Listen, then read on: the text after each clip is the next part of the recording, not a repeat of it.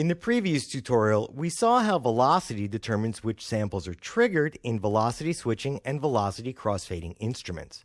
And I mentioned that you can achieve a greater degree of nuance and tonal variation from those instruments which have a greater number of samples recorded at various dynamic levels, which, by the way, is called multi-sampling, or to use the buzzword du jour, deep sampling. And the sound that we're looking at here is such a deeply sampled instrument. This is Alicia's Keys, which is a really nice piano sound that comes with the Kontakt Komplete package. And as you can see, there are a whopping 15 levels of recorded dynamics. This is a velocity switching sound, and having this many narrow divisions of sample dynamics means that as you perform on this sound, you can achieve lots of very subtle gradations of tone. That is, if your MIDI controller doesn't get in the way of that. And here's what I mean. Most MIDI controllers on the market do not output the full range of 127 velocity values. So even if you have really great keyboard technique and you have a great deal of control with your touch, many MIDI controllers will skip nice big chunks of velocity values, even in response to very subtle changes in how hard or soft you play.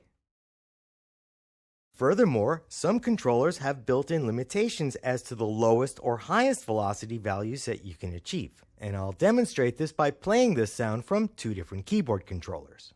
The first is my weighted action controller, and the second one is a synth action keyboard workstation that I use as a controller.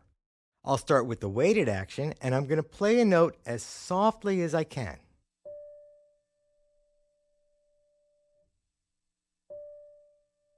As you can see from the MIDI monitor, the lowest possible velocity value I can achieve playing as softly as possible is 5. So what that means is that by playing on this controller, I can't access the softest sample that this instrument has to offer. Now I'm going to play the note repeatedly and crescendo.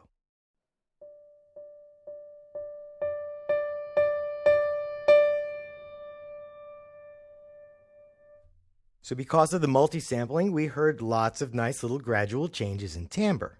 Now I played the last note as hard as I possibly could, and indeed I was able to achieve a velocity value of 127, which means that I was able to play the loudest sample in this instrument. Now I'm going to do the same thing, playing from the synth action keyboard, starting by playing as softly as possible.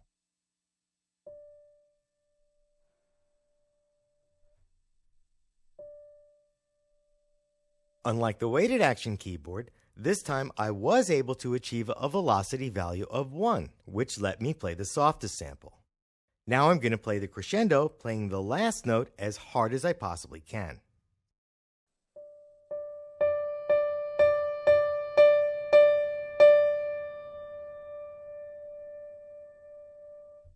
Now you may have noticed two things. The first is that the highest velocity value I can achieve, even slamming on the keyboard, is 124. The other thing is that as I played the crescendo, using pretty much the same touch, the velocity values kind of took off from a higher starting point in the velocity scale.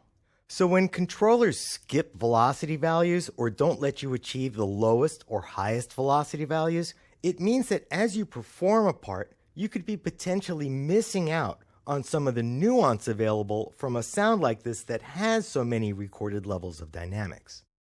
Now, on the opposite end of the subtlety spectrum, this Kontakt Vienna Grand piano has only 3 levels of sample dynamics, which is barely enough to cover the expressive range of the piano.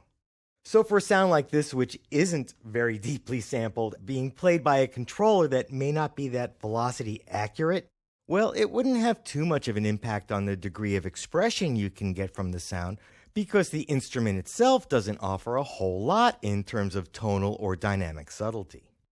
On the other hand, playing the Alicia's Keys sound with a controller that's not all that velocity accurate would definitely limit the amount of subtlety and expression you can get from that sound.